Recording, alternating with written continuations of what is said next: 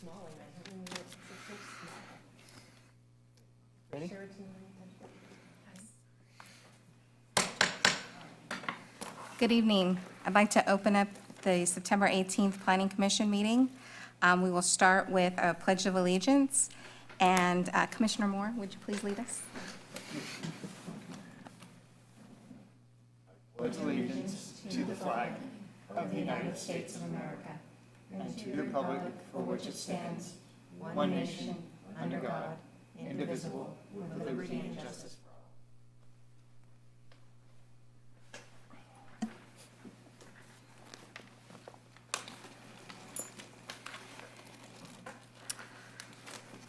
Are there any presentations by the public on matters not on the agenda?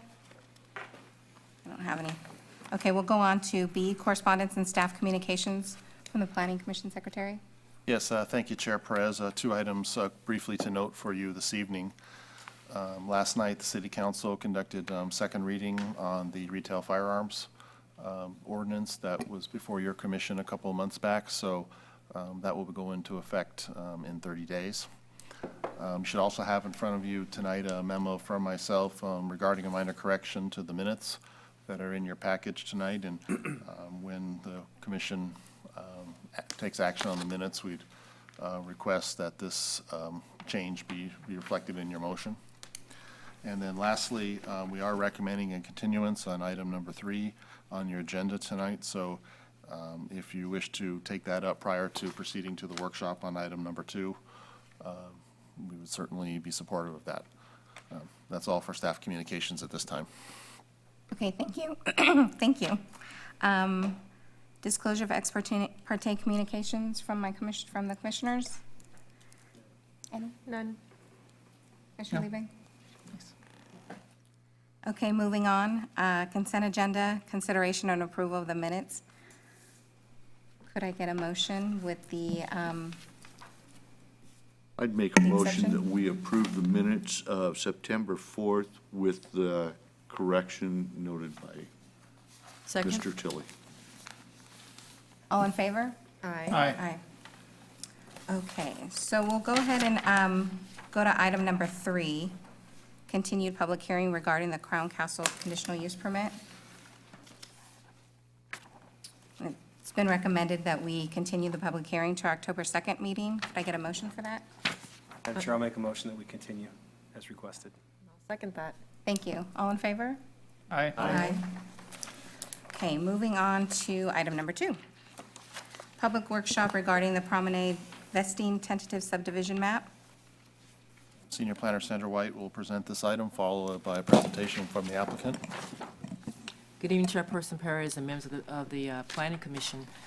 This is a public workshop regarding the Promenade project that is proposed in the Southport Business Park located west of the next, you can go to the next slide, Cindy, next to the Savannah Apartments and north of the Ridgeway Island subdivision. The 18.3 acre parcel is zoned multiple family residential plan development 21, which has a density of 12.1 up to 25 units to the acre. The site has been zoned multiple family residential since 1995 when the Southport framework plan was adopted at that time. This project, the site is also part of the village core of the northwest of northwest conduit of the Southport framework plan, and that village core includes this site, the Savannah Apartments, and then that commercial piece is located next door to the Savannah Apartments at the corner of Promenade Street and Southport Parkway, and also there is a mixed-use site located on the other side of Promenade Street. So it's all part of the village core. Mandarich Developments is requesting approval of a vesting tentative subdivision map, a conditional use permit, and a planned development permit for a small lot development.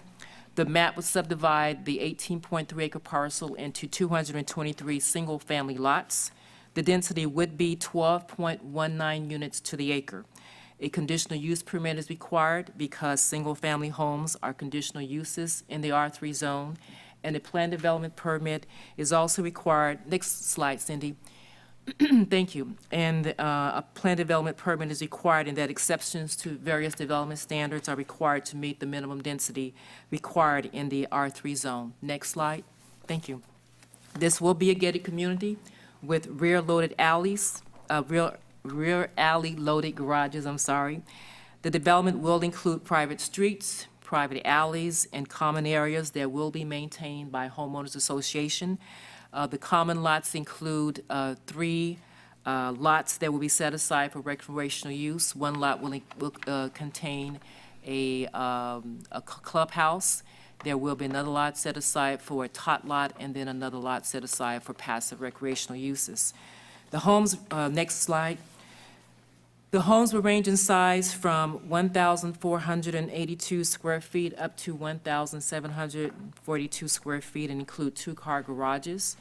The project is subject to design review that will be conducted by the design review administrator. The design of the homes will be reviewed against the architectural theme, established independent development, which is a Creole style of architecture. 3.5 foot tall retaining walls with a 6-foot tall fence on top will be installed between the proposed project and the existing subdivision and the Savannah Apartments.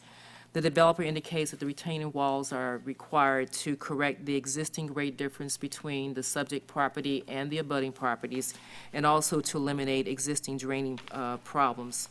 The new homes that will be constructed adjacent to the apartment complex and the existing homes will maintain a 5-foot wide setback, which is consistent with the R3 zone for side yard setbacks. Next slide. In order to approve the project, the Planning Commission will need to find that single-family residential development is essential, desirable, or preferable to multiple-family development. Multiple-family development is a permitted use in the R3 zone, and it is not subject to a discretionary review and approval by the Planning Commission. This table shows that the proposed PD standards that are requested to implement this project, deviations are requested to the minimum lot size, building setbacks, the floor area ratio, and open space requirements. Since this project is being proposed as a single-family detached development rather than a multiple-family development. There are a row of houses located on a private street that will maintain a 10-foot wide front yard setback. But most of the lots will not front on a street. So in lieu of front yards, those lots will have walkways leading up to the entry of each home, and each home would be separated by an 18-foot wide promenade. The project includes rear alley loaded garages, which is allowed in the Southport Framework Plan, and those garages will be located 5 feet from the edge of the alley. The homes would have 0 setbacks, 0 on one side, 3 feet on the other side, which are also allowed in the Southport Design Guidelines. And as I mentioned earlier, the side yards of those lots abutting the homes to the rear and the apartment complex will maintain a 5-foot yard side setback, which is consistent with the R3 zone. This concludes my presentation. I'm happy to answer any questions, and the developer, when you open the public hearing, would like to make a presentation before the Planning Commission. Thank you, Sandra. Do commissioners have any questions for Sandra? Commissioner Austin? No, I don't.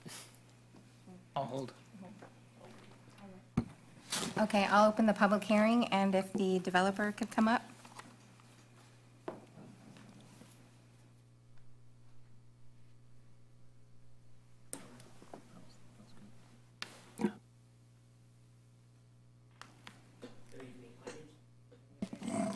Is it on? My name is Gary. Our company, Vantage Developments. We've been in business since 1996.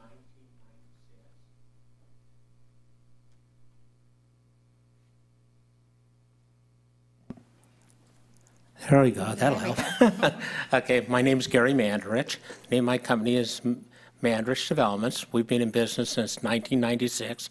Prior to starting my own business, I was the president of several divisions of a large public home builder for 14 years prior to that. And then with me here from our company is Robert Sprague, and 2 of our consultants are here, Jared Meredith, our civil engineer, and Keith Wilson, the landscape designer.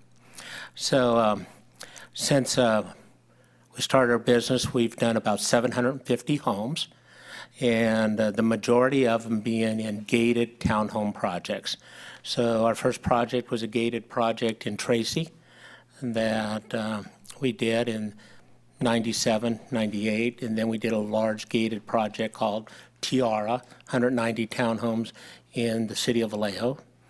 And just recently we're just finishing a project in Placer County next to the town of Loomis. It's 85 townhomes in a gated community. And other projects we did was a Belvedere, which was a large condominium project in Vallejo for 336 luxury condominiums. And other projects we did was some conventional single-family detached projects called the Bluffs, and then a high-density luxury project called Hyde Park, which was gated. And then here locally in Fair Oaks, we did a project across the street from McCooney's, a little infill piece there with 22 homes that are gated. And we've built some custom homes as well in Placer County. So a variety of homes. And in all of our communities, I think you would find that we are meticulous about planning the communities, the landscaping of the communities, the overall look. So, you know, throughout this 18 years, we've won a lot of awards for architecture, you know, in San Francisco, as well as the BIAs and for landscaping. So we have a lot of pride in what our communities look like, and you're sure welcome to go up and see the one in Placer County right off Penryn Road. So we're actually closing the models down next week and ready to move forward. So we plan a lot, okay? And we pride ourselves too in the quality of the homes we build. I think you would find in anything that we've done that we have happy customers. You know, we have kind of those that have been with us, like Robert here. Robert and I have been working together forever, 25 years, I think, together, you know, and the other people, there's some of my boys that have went to college and now returned to the business, and other long-term employees. So it's a hands-on type of business, and I think you would see good quality. You could talk to the various cities and counties we've worked in. So, you know, the idea is to have a community that I would be proud to live in myself. So this project here, actually we started working on this project in 2001. Okay, so in 2001 with the previous landowner, we planned a townhome project. Okay, so it was at that point in time, we were proposing, you know, we were doing townhome projects, and the zoning fit within townhomes. Okay, you know, as you know, we move forward with townhome projects, we have found that one, the market don't accept attached products like you would, like a condominium or townhome, that they would have as detached. Also, what happens in attached products in California, you're a target for lawsuits. And that's why the banks, okay, have really shied away from financing any attached products because of product lawsuits. The homeowners associations have a mechanism to go after the developer. You know, I'm trying to say that in a kind way, but that's just the nature of the business. So that's why you don't see too many attached projects. You do see them in high areas, maybe like San Francisco or Oakland and stuff, where the prices are off the roof. And we were trying to plan another townhome project here, you know, and buy the proper insurance, but the values just don't support a townhome or condominium project. I mean, we have some beautiful plans in our office, it's just, they just don't work financially. So we've looked at different alternatives, and the one that matches up financially for the us, our banks, our investors, and the community is to do a project for high-density detached. And with this plan, we can be in a price range of new product that's not being offered in West Sacramento or nearby. So we can be, in a price range starting in the low 300s. You'll see right now a couple similar sized products that are in the high 300s and the mid 400s. But with qualifications and our, it's tougher, okay, that every $1,000 makes a lot of difference, and it'll open the market to a lot more young families moving out of the apartments and into a house when you are at 300 versus 375. I mean, there's a lot of difference. The other thing that we have found in our business model is that there's a lot of single mothers, okay, that are looking for a place to live with their small children, and they enjoy, let's say, the persona of having a gated community. Now, I'm not saying gates are perfect, because they're not, but they do distract people from coming in, and the single women tend to enjoy living in that environment. Now, with this community, which we did not offer in the project we recently did, nor the bigger one called Tiara, we're offering a small clubhouse. Now, the clubhouse itself, we've built big clubhouses too, all right? So, but to match up with the whole project is about a 2,000 square foot building. One half of the building will have fully furnished gym equipment, so you don't have to run down and pay a gym membership. And it'll have another room with a large room with a kitchen area, fireplace. So, families could have birthday parties, or groups can, have their little events there, Super Bowl night or whatever it might be. And then outside we'll have a swimming pool, and within the swimming pool there will be lap lanes and then a private pool for the kids. And the last thing, in the overall planning effort, we wanted to be sensitive to the shape of the property and the adjoining landowners. So by laying out the streets in the manner that we did and the cul-de-sacs, you'll find that we have a lot more open area that would be viewed from the outside, Southport Parkway, versus what you may find when there's higher density homes such as Lindenwood, where the houses, or other communities where the houses are stacked tight along the street. So this way, by having the promenade area and then the alley, no houses at the end of the alley but open, it presents a nicer filling along Southport Parkway, and then a more open environment along the Cressley neighborhood that abuts the property. So there's 24 houses we abut right now along the Cressley subdivision. Of the 24 houses, about 17 of them are within 10 to 15 foot from the property line. And along those 17, we have only 11 houses to back to their 17. So what I did send out was an individual letter with the addresses and all the houses to all the individuals that back to this project, so they could see the relationship of our proposed homes to their home. So my MO has always been to full disclosure, and try to do a good job. So that's what we're doing here. And let's see, what we have here is a picture of the clubhouse. So it does have the Creole look to it. And our architect is from Southern California, and he's done a very good job for us over the years. So, and then on the homes themselves, in the front of the homes here,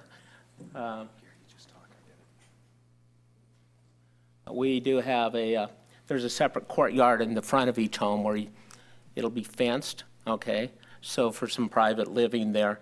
But the whole intent of this community was to be pedestrian friendly and have a place where you can go, a lot of walking area. There's a lot of green belt on this project, and a place where you can go take a stroll and use the rec center. And we also have a tot lot as well. Well, from that, if you have any questions for me, I can have Robert and Jared and Keith elaborate if they want, or we're here to answer your questions. Thank you. Thank you. I'll start on my right. Commissioner Guerrero? We're gonna do all the, All the, pull and let him come back. You want presentations from public? Okay. We'll go ahead and I have several requests to speak, so I'll take those first and then we'll call you back up for the commissioners have any questions. Okay. Thank you. First up, Tim Worley.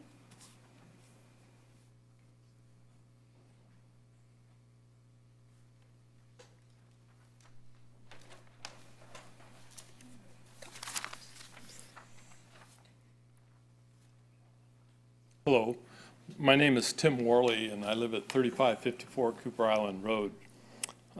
And our home, my wife Susan and I live in a home that abuts on the north boundary of this proposed subdivision. Before I begin, I wanted to just thank Senior Planner Sandra White, as well as the Mandrich Group, for the information that they provided. You have a real gem there because I've worked with Sandra on one other occasion, and she is very customer friendly and responsive. I want to make it clear that I'm not a not in my backyard proponent regarding this development. I'm more of a do it right on the other side of my back fence advocate. And what I like about this proposal is that we're talking about small family homes as opposed to apartments, that there is no arterial road along my back fence, that there are no open parking areas, that the single-family homes provide for private attached garages. And I like the fact that their plans, their architecture provides for some variation, that there's different looks in the front elevations of the single-family homes. I've looked around West Sacramento, and there is plenty of rental development underway. We're, I guess, seeing a backlog of proposals that are coming to the fore right now, but we have a large number of apartments and or rentals available. What concerns me about this proposal is that by the lot lines, my back bedroom is a mere 15.5 feet from my back fence. The fence that they propose, that Mandrich proposes, would be atop a 3-foot block wall and is not what I'd like to see. When the Cresley development was developed in Southport, in the Bridgeway Island subdivision, it had 8-foot block sound walls on 3 perimeters, except the perimeter that now abuts the proposed development. Now, I'm not saying fence me in to that extent, but I am saying fence me in well.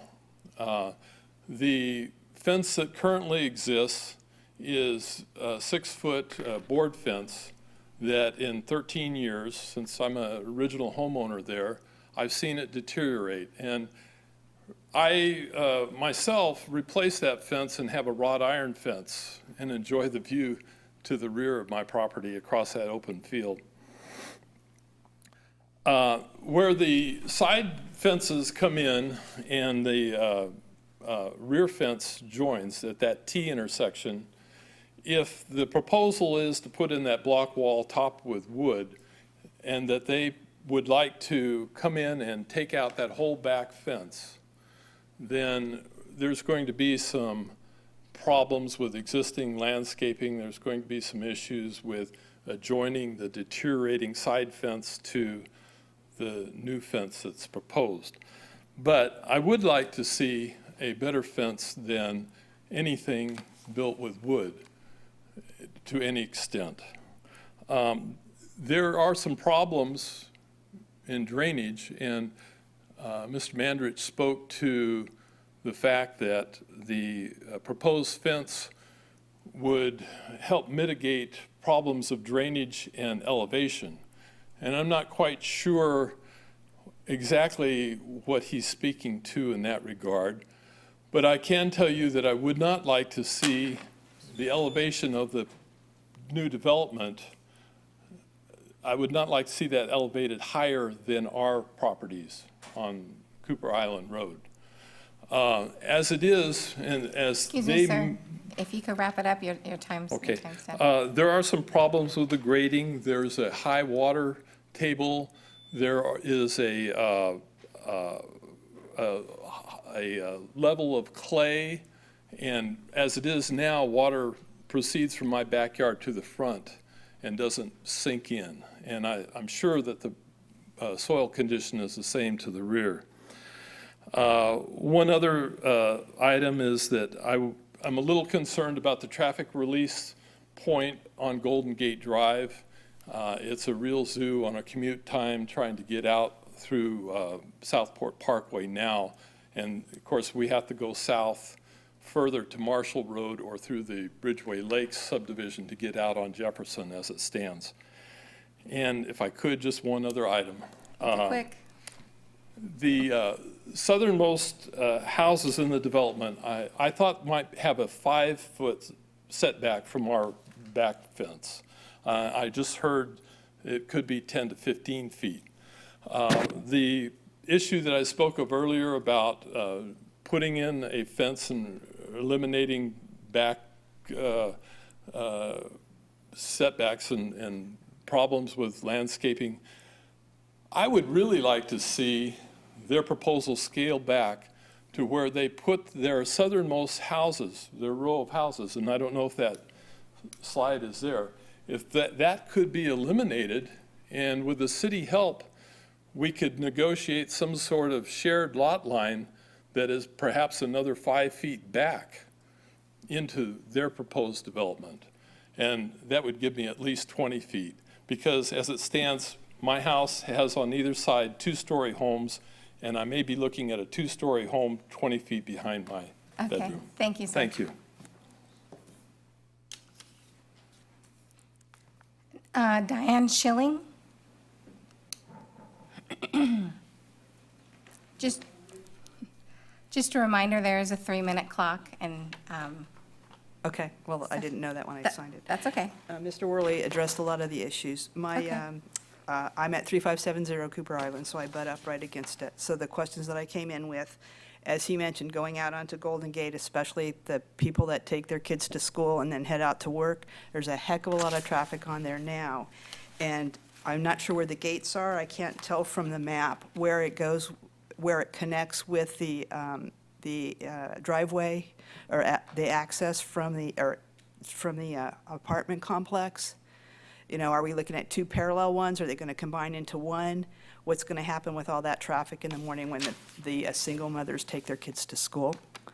So that was a real concern because of the traffic issues now, and maybe it's just because I can't read their map, and it's perfectly clear to somebody else. It's not clear to me. The other is, where I had written down that they had a 3-foot cement wall and then something on top of that. What's going to be back behind my row of Italian cypress? What's it going to look like? I'm also a single story, so I'm going to be looking at the backs of 2-story houses. What's it going to be like? So those were more questions than not necessarily for you. And Thank you. Matt Rose?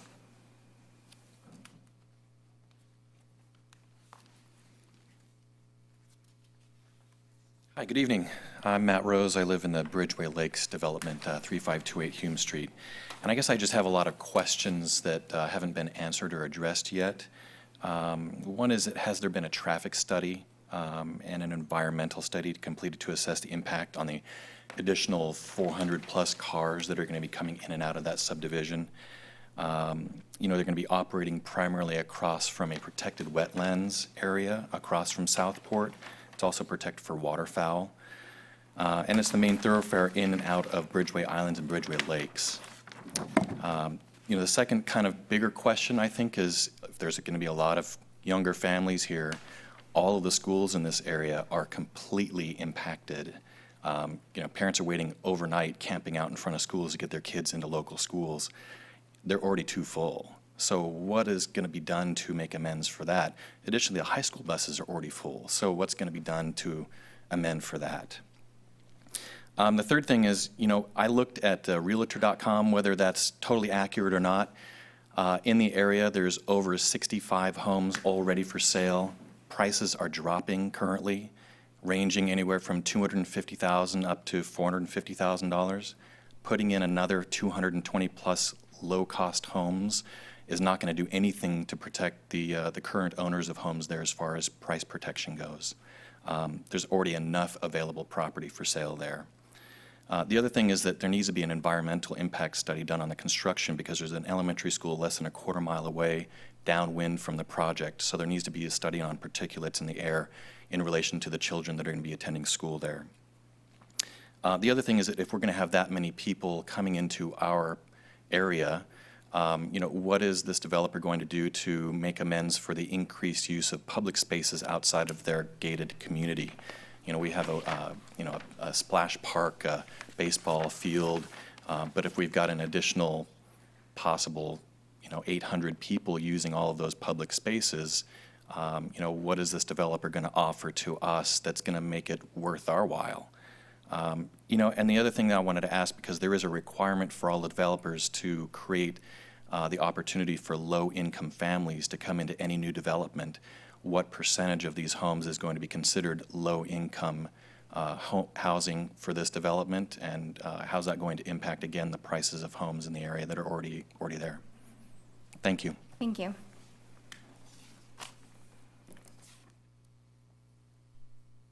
Pat Duray.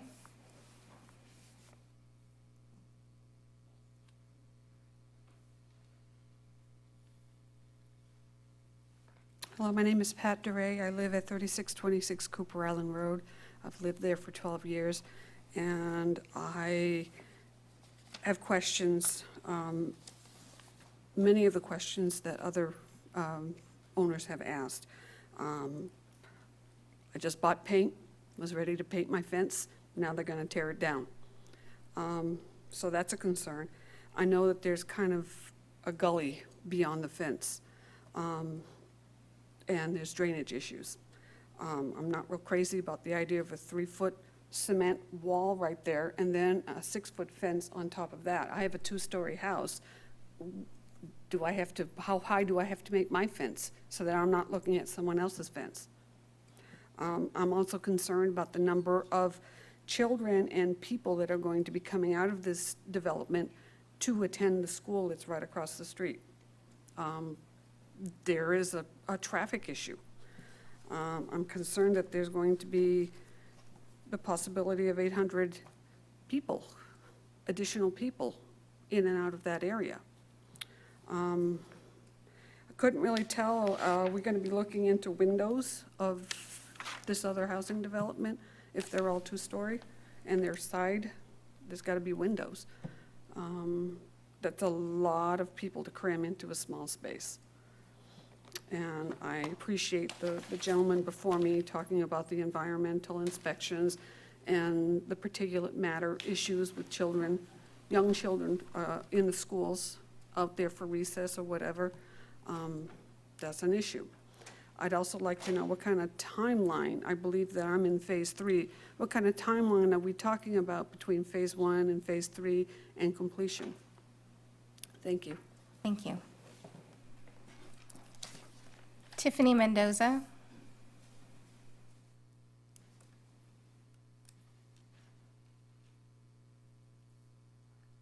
Thank you. I am not an immediate neighbor adjacent to the project, but I do live right around the corner on Fiji Island Street.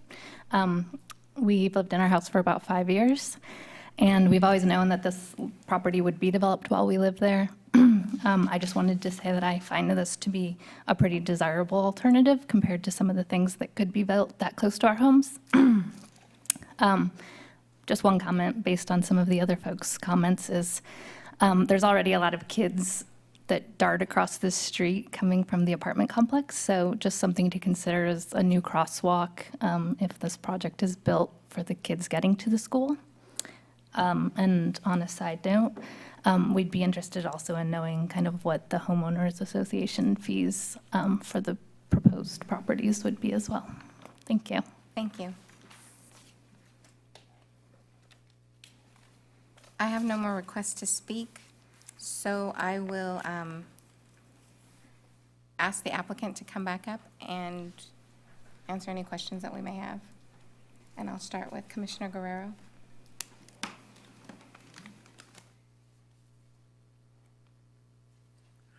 Thank you. We tried to take notes so that I could address the issues.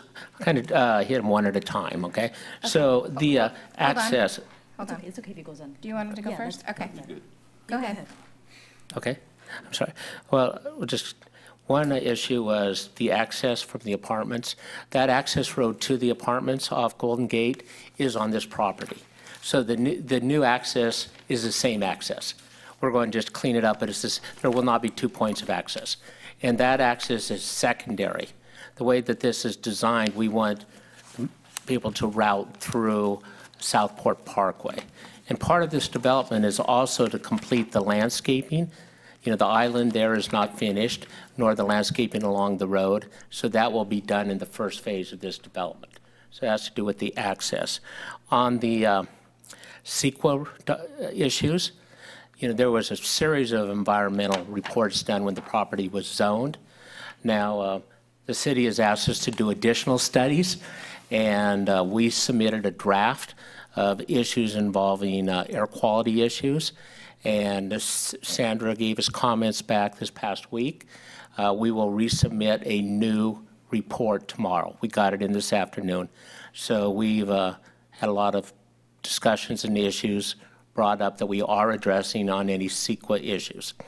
On future impact for public improvements, parks, schools, whatever, this project itself will have, you know, over $8 million in fees paid with the development, which goes towards, you know, parks, schools, roads, and whatever. Another thing that this project is doing currently and will be doing for the next 25 years is paying for the major infrastructure that's already in place. There's $38 million worth of bonds that were sold, okay, to build the infrastructure, and this project's in District Number 8. So right now, it pays for the infrastructure that this project will be enjoying, as well as the neighborhoods around it. So it's got a big burden now, and it will, and it's not that it goes down. We're just saying that that's all been planned for properly. The issue of the fencing, as gentleman is correct, the fencing is old along the Cressley subdivision as well as the apartments is falling down in a lot of cases. Some of the homeowners have rebuilt the fence. One homeowner put a little wall fence and tubular iron to hold the fence. At our expense, we're taking all the fence out. We really want to put it at the same place on the property line so everybody will have a new fence, okay? And the reason there's a short wall there is because this property is 2 to 3 feet higher than the Cressley subdivision, 2 to 3 foot higher than the apartments. And the block wall was so that the drainage would not go onto their properties, but be routed through this property. Let's see what we have here. Oh, on the affordable housing, the way that this is part of the development agreement that required a certain amount of affordable housing in this area. And the affordable housing has been fulfilled in the apartment project next door. So in the Shenandoah Apartments, was it? Savannah Apartments, I'm sorry. That has a certain amount of affordable housing within that fulfills the requirement that runs with this property. Let's see. I think that's about it. If there's any other questions, I'm here to answer them. One of the questions was the timeline, rolling this out. I know you mentioned one was the landscaping, that was going to be the first part. And if you have any additional information on the timeline for, as the development goes through. Well, our plan at this time is our first phase to do about 1/3 of the development of the lots, and with the initial phase to complete all the work along Southport Parkway to put the perimeter fence in and do any grading on the property, the whole property in the first phase. That way, we can address concerns about dust control properly, and, there is requirements that we have to follow under state guidelines that we're familiar with, and we will follow them. We always do. Okay. And also, there was an interest for a 5-foot, further setback. I know you have your plans here, just you can respond to that as well. The minimum in this middle was 5 feet, okay? But what we do have along the houses that are closer to the homes that they mentioned that were 10 to 15 feet, those 17, we already have 8 feet, okay? So what we have drawn is wider than the minimum of 5 feet, okay? So we did get more feet because we did look at the relationship there, okay? And I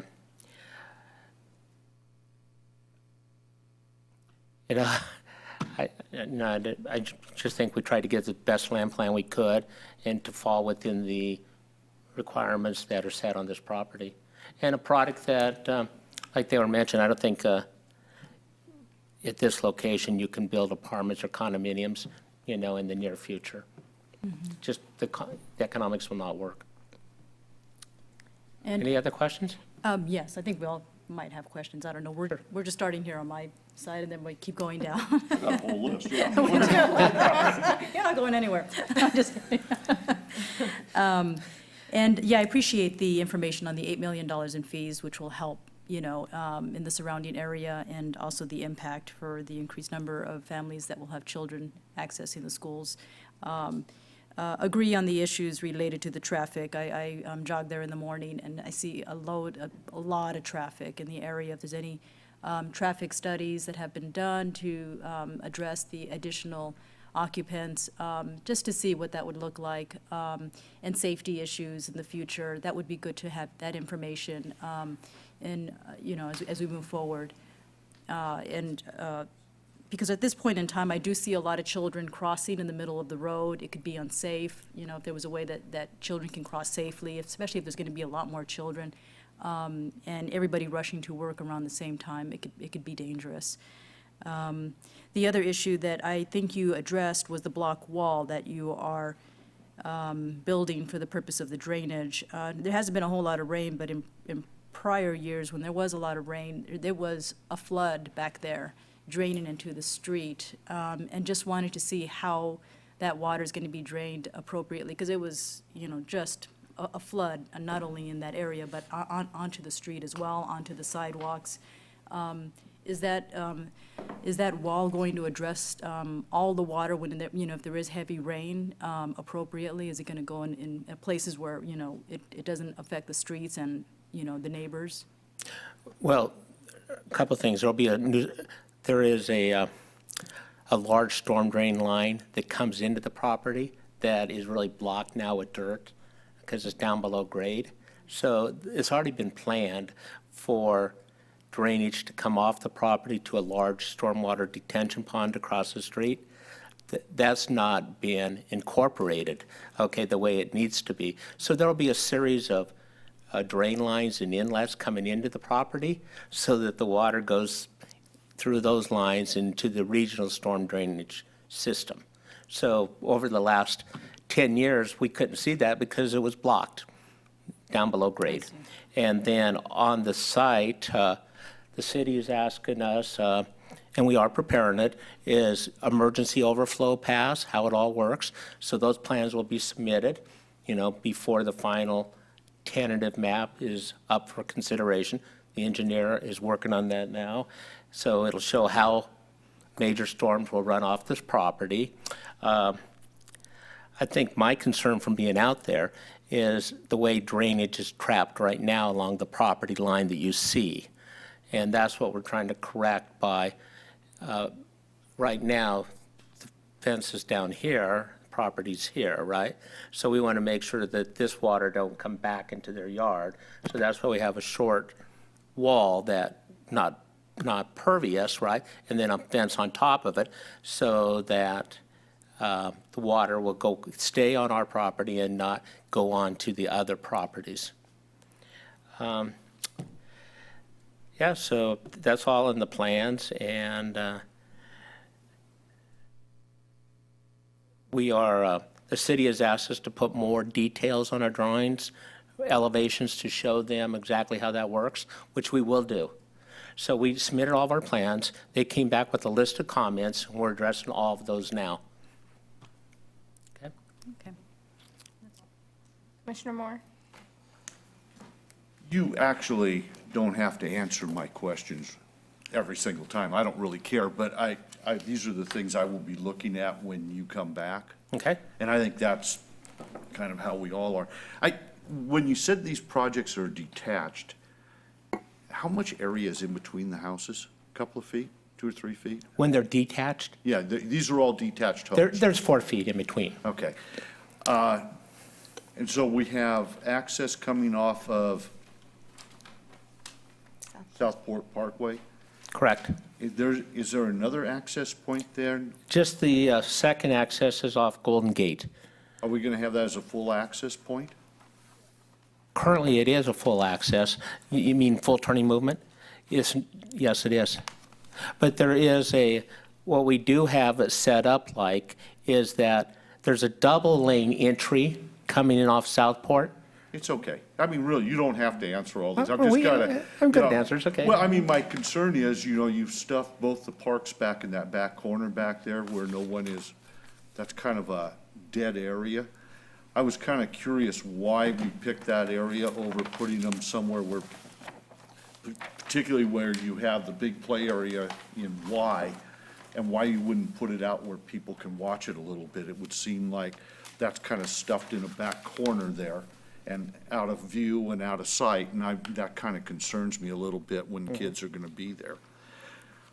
Well, we know would she like to put told more me- houses, but what happens, just the configuration of the land, and we thought Yeah, that it would be nice. I think you could yeah. take out a couple lots and move it up in the front and be True. closer. I mean, if you're asking my opinion, Sure. but I mean, that's my opinion. I was kind of concerned about the wall. We've been talking about the wall. We're going to have, now you're telling us we're going to have new drawings that's going to show how the drainage is going to work.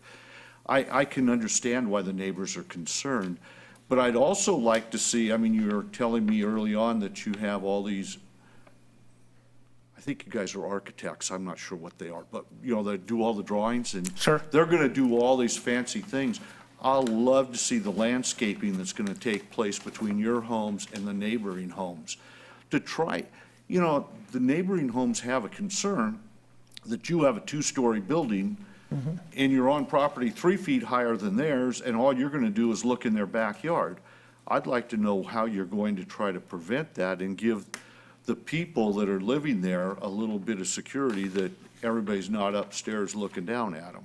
Or in your case, you could be in the living room looking at them because it's so much higher. So I'd like to see not only the fence area taken care of, but what the landscaping's going to be like in between that area to try to make it a little more accessible or acceptable to the neighbors that are currently there. Okay.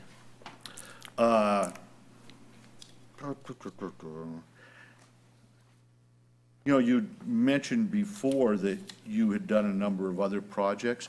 It would be very helpful to the commission if we were given the addresses of these so we could go see where they are. Oh, sure.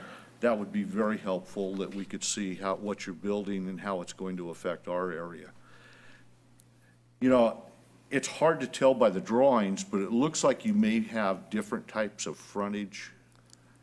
Yeah, some will have, brick, some will have siding, some will have wrought It iron. would be, Well, again, it would be nice to see that in some sort of detail. I was coming up, Tilly, you're gonna love this one. The project that we were gonna have where they're building the apartments, but the people built down at 16th and 18th and D Street. They had the different fronts on all the different homes. One would be brick, one would be rock, one would be wood.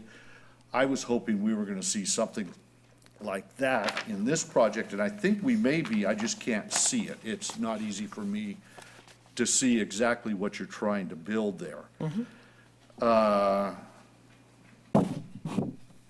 Again, I talked about the park areas. I'd like to see you meet a little bit with our parks people, because it's going to be kind of a security issue, I would think, in those parks, because there's the Tot Park and the other play park are just so far away from everybody.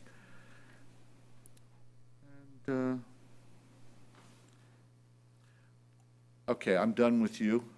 Thank you. I knew you'd say that. Sandra, one of the things they're asking that we do are making corrections to the lot size and the setbacks all throughout the project. Is there a way to accomplish this same type of project? I guess the density is what we're trying to get to, without giving up any of our setbacks? Why would we have a piece of property out there that we couldn't do anything with?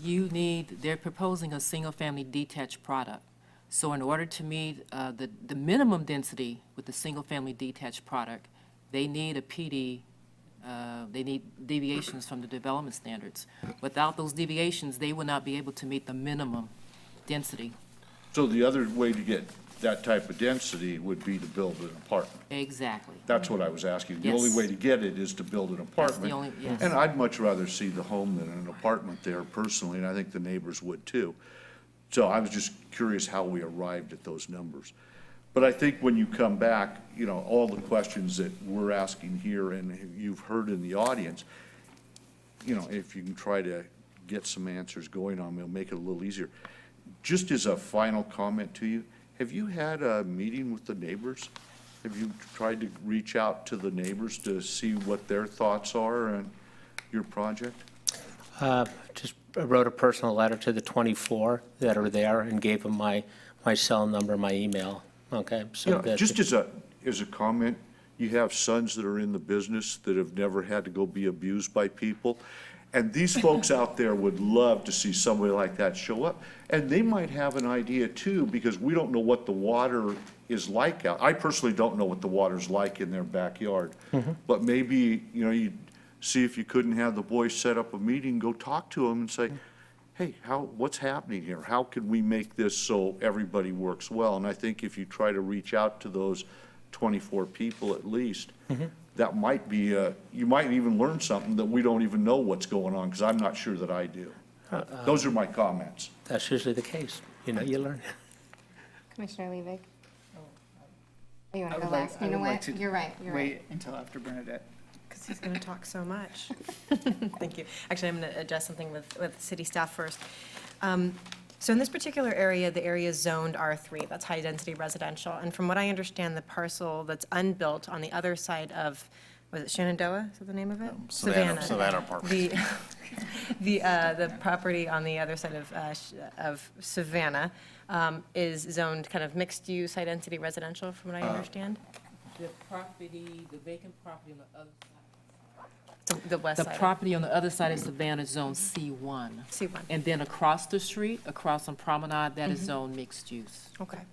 So I bring up that point, there's a reason that we put zoning into place, and we put zoning into place because that's what we want to see built there. In this particular situation, it made sense to have more high-density residential, but again, existing apartment building, and then the area that you enter into the Bridgeway Islands neighborhood would be mixed use.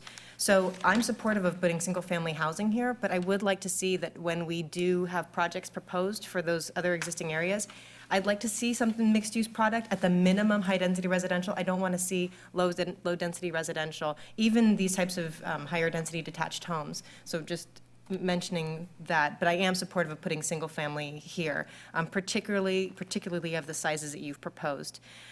One of the tricky things, though, is that, again, it's zoned high-density residential.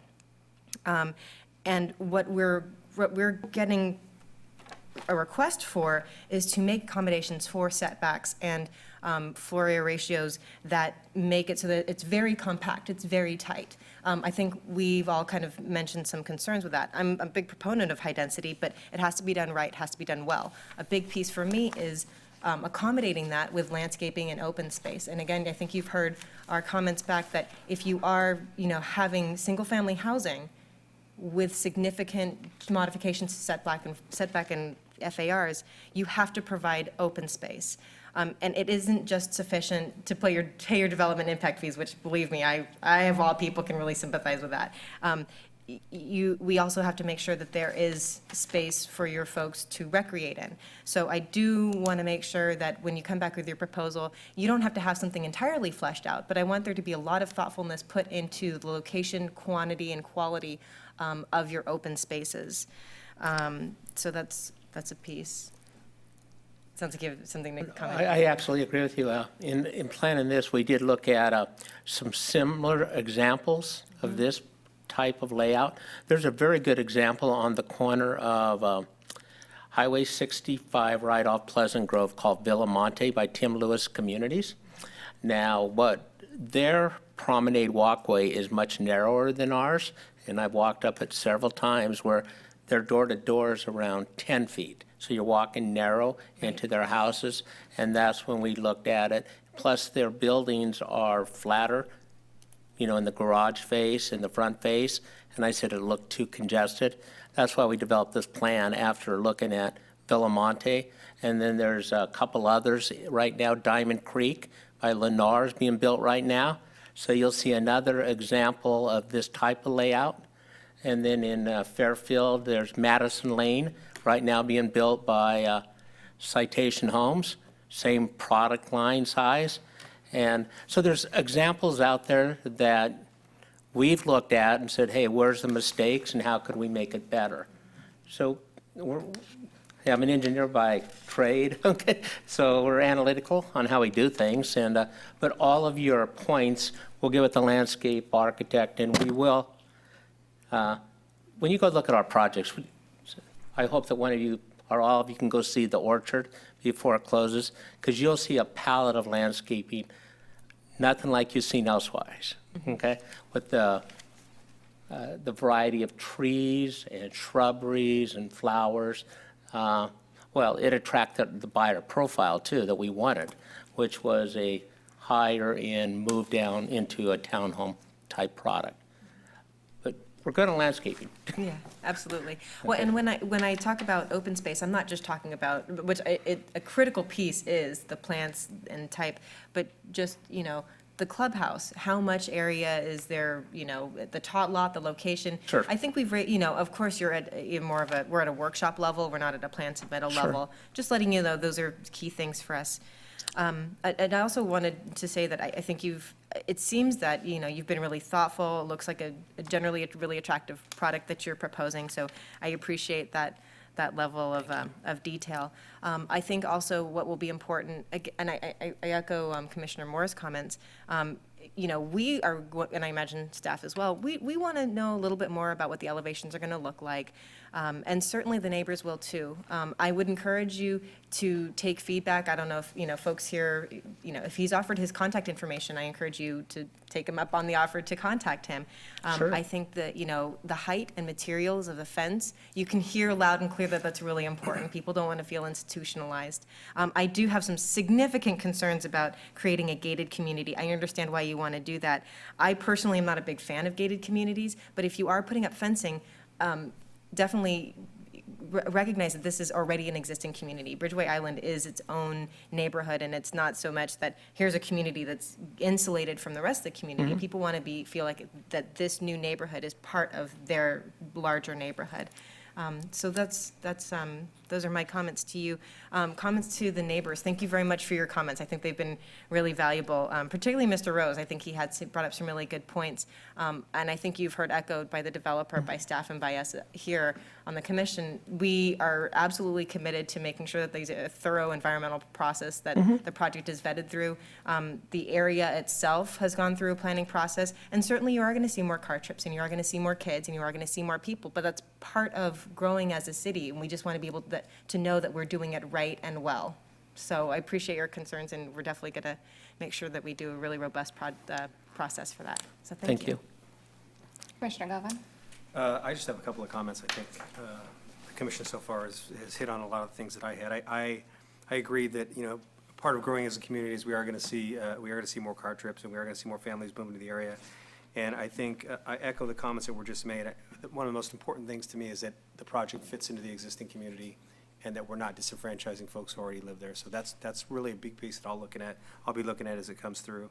David, I'm not sure if this is the time for this discussion, but I agree, as a parent, that the school availability is an issue. I think it's an issue in the community right now, and as we grow and move forward, I'm not sure how that comes into play with what we do, but I'm sure there's some sort of regionalized look at it.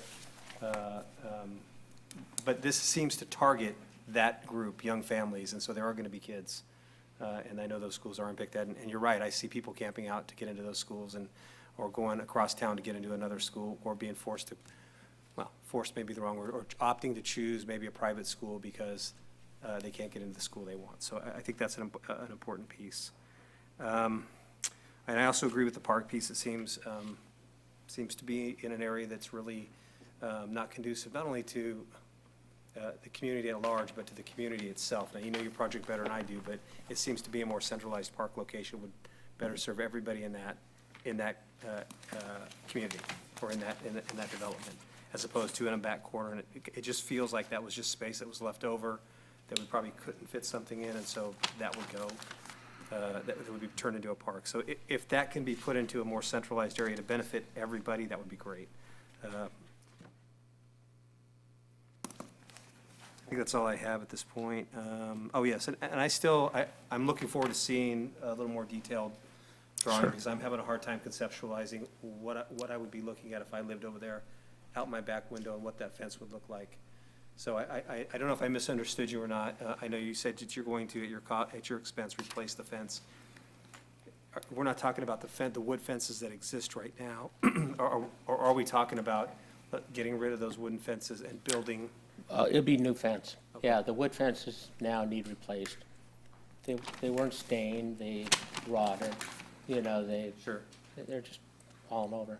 It's not a knock, I just look forward at seeing a little more detail, because I'm having a hard time conceptualizing. Am I looking out my back window and looking up at everybody looking down at right. the fence? So we'll have some drawings. I appreciate that. Thank you. Okay. Commissioner Liebig. Thank you. Thank you for your presentation, and staff, thank you for the packet. I'm not going to reiterate the other commissioners' comments. I agree with most everything that has been said. In fact, I don't disagree with anything, and particularly with Commissioner Austin, which is why I wanted her to go first. I didn't want to double say everything. I do have some questions and some comments.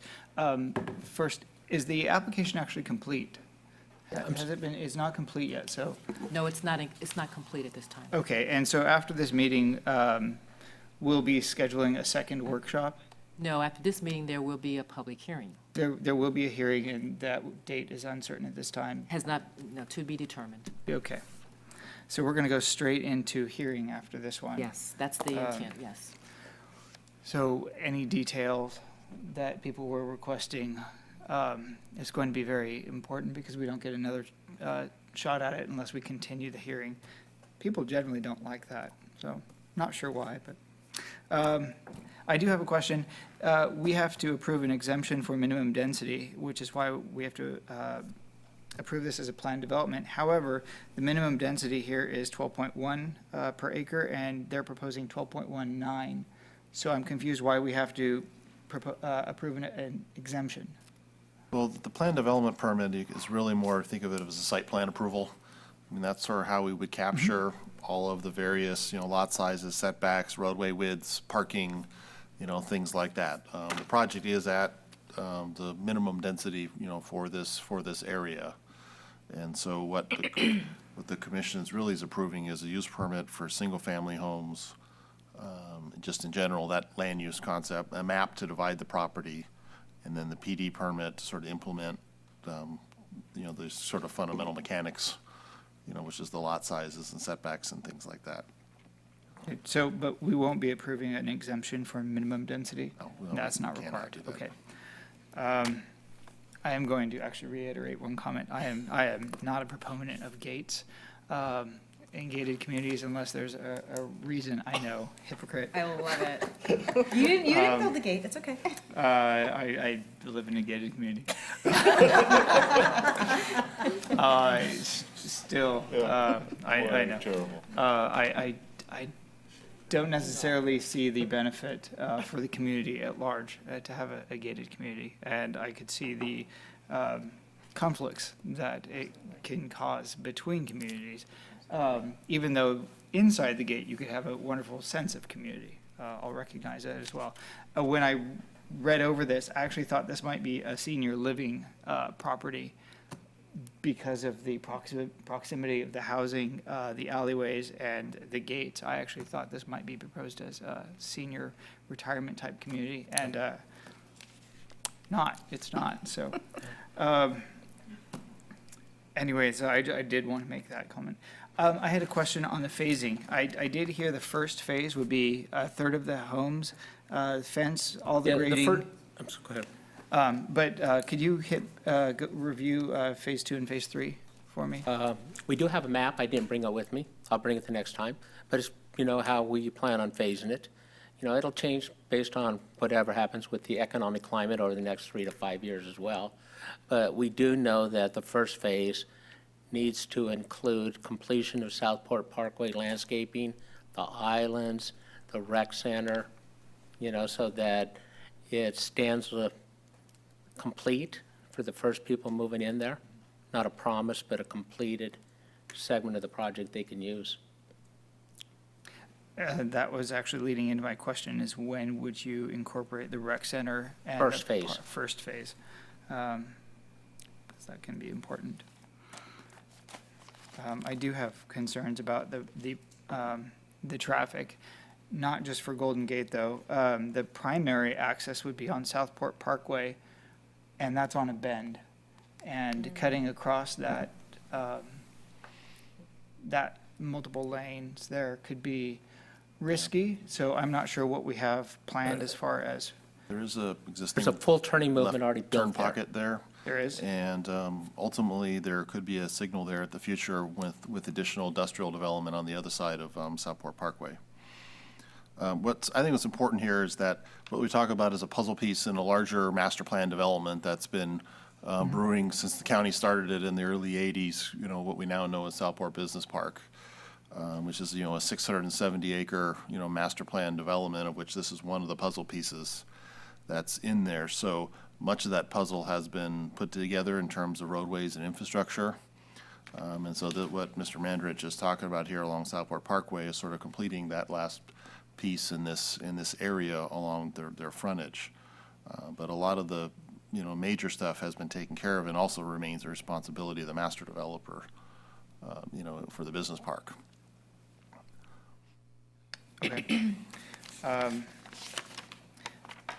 That's it. I would probably stress again the delicate balance between the density, because we're talking single-family homes, and open space, and you're right on that line where it's difficult.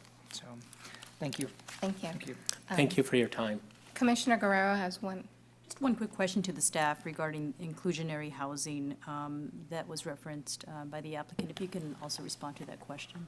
Yeah, his comments were correct. When Savannah was built, because this property was in the redevelopment area at that time, so when Savannah was built circa 03, 04, it satisfied the obligation for this entire property. So this project does not need to provide any inclusionary housing within it. And Commissioner Moore? One thing, I noticed all your parking's at the south end of your project. There's nothing up north for extra parking. When you come back, could we get a little better view of the parking? But everything seems to be at the south end. There's nothing for a couple multiple cars up north, except on the street that I'm not even sure you can get a car through if you park on both sides. But we'll talk about it when you come back. We'll have it laid out. Thank you. Thank you.